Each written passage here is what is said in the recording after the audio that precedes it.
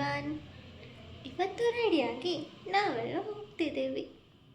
ಅದನ್ನು ಕಂಟಿನ್ಯೂ ಮಾಡೋಣ ಬನ್ನಿ.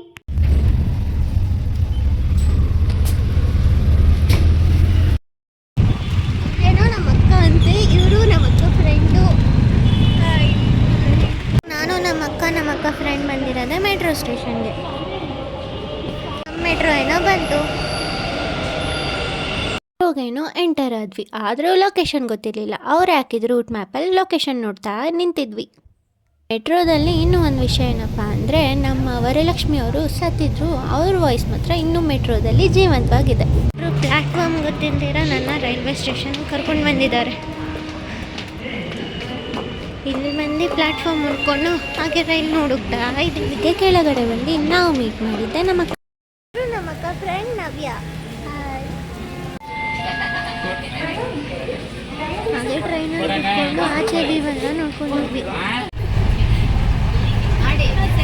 ನೀವೇ ಸ್ಟಾರ್ಟ್ ಮಾಡಿ.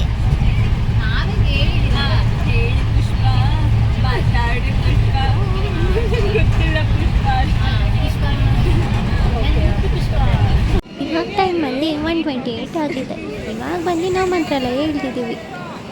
ಇವಾಗ ಬಂದಿರೋದೇ ರೂಮ್ ನೋಡೋದಕ್ಕೆ ಮಂತ್ರಾಲಯದಲ್ಲಿ. ಅಂತೂ ಫೈನಲಿ ಒಂದು ರೂಮ್ ಸಿಕ್ತು. ರೆಡಿಯಾಗಿ ಮಂತ್ರಾಲಯ ಕಡೆ ಹೋದ್ವಿ. ಹಲೋ ಎವ್ರಿವನ್, ನಾವಿವಾಗ ಮಂತ್ರಾಲಯಕ್ಕೆ ಬಂದಿದ್ದೀವಿ. ಕರ್ನಾಟಕನೇ ಅಲ್ಲ, ಆಂಧ್ರದಲ್ಲಿರೋದಕ್ಕ ಮಂತ್ರಾಲಯ. ಆದರೆ ಕನ್ನಡದಲ್ಲಿ ಹಾಕಿದ್ದಾರೆ ಅಷ್ಟೇ. ನದಿ ಕಡೆ ಬಂದ್ವಿ. ನದಿ ಕಡೆ ಫುಲ್ಲು ಗಾಳಿ. ಆ ಗಾಳಿಯಲ್ಲಿ ನಮ್ಮ ಕೂದಲು ಎಲ್ಲನೂ ಚಿನ್ನಿಪುರಿ ಆಗೋಯ್ತು. ಇವರೇನೋ ಇಲ್ಲಿ ಮುತ್ತೈದು ಹಚ್ಚಿದ್ರು.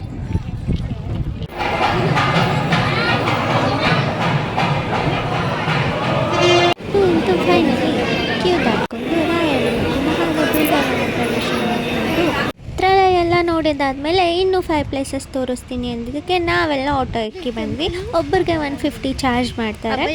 ಅವರು ನಮಗೆ ಕರ್ಕೊಂಡು ಬಂದಿದ್ದು ಫಸ್ಟ್ ಪ್ಲೇಸೇ ಅಭಯ ಆಂಜನೇಯ ದೇವಸ್ಥಾನ. ಇದಂತೂ ತುಂಬ ದೊಡ್ಡದಾಗಿದೆ. ನೇಚರ್ ಕೂಡ ತುಂಬ ಚೆನ್ನಾಗಿದೆ.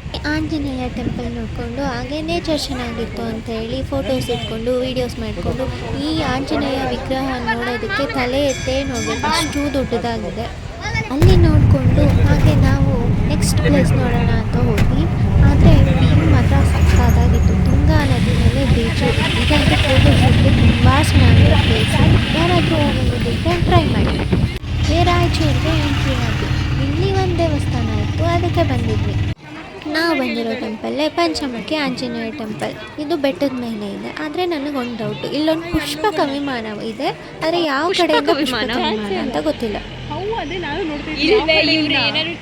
ಹೆಂಗೆ ವೆಹಿಕಲ್ ಇದು? ಯಾವುದ್ರಲ್ಲಿ ಯಾವ ಕಡೆಯಿಂದ ವೆಹಿಕಲ್ ಇದು? ನಾವು ಯಾರನ್ನ ಜ್ಞಾಪಕ ಮಾಡ್ಕೊತೀವೋ ಇಲ್ವೋ, ಶಾಪಿಂಗ್ ಅಂತ ಬಂದರೆ ನಮ್ಮ ಮಗಳಿಗೆ ನಾವೇನಾದರೂ ತೊಗೊಂಡೋಗ್ಬೇಕು. ಇಲ್ಲಿಂದ ನಾವು ಬಂದಿದ್ದೆ ರಾಘವೇಂದ್ರ ಸ್ವಾಮಿಗಳ ಏಕಶಿಲಾ ಬೃಂದಾವನಕ್ಕೆ. ಇದು ಅವ್ರು ಫಸ್ಟ್ ಇದ್ದಿದ್ದು ಬೃಂದಾವನ ಅಂತೆ. ಹಾಗೆ ಅಲ್ಲೇ ಇದ್ದ ಬಿಚ್ಚಲಮ್ಮ ದೇವಸ್ಥಾನಕ್ಕೂ ಹೋದ್ವಿ. ಇಲ್ಲೇನಪ್ಪ ಸ್ಪೆಷಲ್ ಅಂದರೆ ವಿಭೂತಿ ಸ್ಮೆಲ್ಲು ಗಮ್ಮಂತೈತೆ. ಈ ದೇವಸ್ಥಾನ ಕಟ್ಟೋವಾಗ ಬೆಲ್ಲ ಮತ್ತು ಬಾಳೆಹಣ್ಣನ್ನು ಮಿಕ್ಸ್ ಮಾಡಿ ಕಟ್ಟಿದ್ದಾರಂತೆ. ಆದರೂ ನನಗೊಂದು ಡೌಟ್ ಇತ್ತು, ಈ ದೇವಸ್ಥಾನ ಏನಾದರೂ ಸ್ವೀಟಾಗಿರುತ್ತಾ ತಿನ್ನೋದಕ್ಕೆ ಅಂತ. ನನ್ನ ಹಾಗೆ ನಿಮಗೂ ಯಾರಿಗಾದರೂ ಈ ಥರ ಡೌಟ್ ಇರುತ್ತೆ ಕಮೆಂಟಲ್ಲಿ ದಯವಿಟ್ಟು ತಿಳಿಸ್ಬಿಡಿ. ಅಲ್ಲಿಂದ ನಾವು ಬಂದಿದ್ದೆ ರಾಯರ ಮನೆಗೆ. ಇದು ರಾಯರು ವಾಸವಾಗಿದ್ದ ಮನೆ ಅಂತೆ. ಅವ್ರು ಚಿಕ್ಕಂದಿನಿಂದ ಎಲ್ಲ ಫೋಟೋಗಳು ಅಲ್ಲೇ ಇದ್ದಾವೆ. ಅವರು ಹೇಗಿದ್ರು ಅನ್ನೋದು ಕೂಡ ನಾವು ನೋಡ್ಬೋದು. ರಂಗವಿಠಲ ಆ ದೇವರು ಬಂದು ರಾಘವೇಂದ್ರ ಸ್ವಾಮಿಗೆ ತುಂಬ ಇಷ್ಟ. ಅವ್ರು ಪೂಜೆ ಮಾಡ್ತಾ ಇದ್ದಿದ್ದು ಅವ್ರಿಗೆ. ಅವ್ರ ಮನೆಯಲ್ಲಿ ನಾವು ಎಲ್ಲ ನೋಡಿಕೊಂಡು, ಆದರೆ ನಮಗಲ್ಲಿ ರಿಸ್ಟ್ರಿಕ್ಷನ್ ಇತ್ತು, ಏನು ಮುಟ್ಬಾರ್ದು ಅನ್ನೋದು. ಅಲ್ಲಿ ಕಾಯಿ ತಗೊಂಡು ನಾವೇನಾದರೂ ನೆನೆಸ್ಕೊಂಡು ಅಲ್ಲಿ ಅವ್ರ ಮನೆಯದೆಲ್ಲ ಓಡಿದ್ರೆ ಅದು ನಿಜ ಆಗುತ್ತಂತೆ. ನಾವೇನು ಟ್ರೈ ಮಾಡಿಲ್ಲ. ನೀವು ಯಾರಾದರೂ ಹೋದರೆ ಬೇಕಾದ್ರೆ ಟ್ರೈ ಮಾಡ್ಕೊಳ್ಳಿ. ನಮಗೆ ಟ್ರೈನ್ ಟೈಮ್ ಆಗಿದ್ದ ಕಾರಣ ನಾವಿನ್ನೊಂದು ಪ್ಲೇಸ್ ನೋಡೋಕ್ಕಾಗಲಿಲ್ಲ. ಸನ್ಸೆಟ್ ನೋಡಿಕೊಂಡು ರೈಲ್ವೆ ಸ್ಟೇಷನ್ಗೆ ಬಂದ್ಬಿಟ್ಟು ಸ್ವಲ್ಪ ನೀವು ಹೋಗೋದಾದರೆ ಸ್ವಲ್ಪ ಬೇಗ ಬಿಡಿ, ಎಲ್ಲ ಪ್ಲೇಸನ್ನು ನೋಡ್ಬೋದು. ಬ್ಲಾಗ್ ನಿಮ್ಗೆ ಇಷ್ಟ ಆದರೆ ಲೈಕ್ ಮಾಡಿ, ಶೇರ್ ಮಾಡಿ, ಹಾಗೆ ನನ್ನ ಚಾನಲ್ನ ಸಬ್ಸ್ಕ್ರೈಬ್ ಮಾಡ್ಕೊಳ್ಳಿ.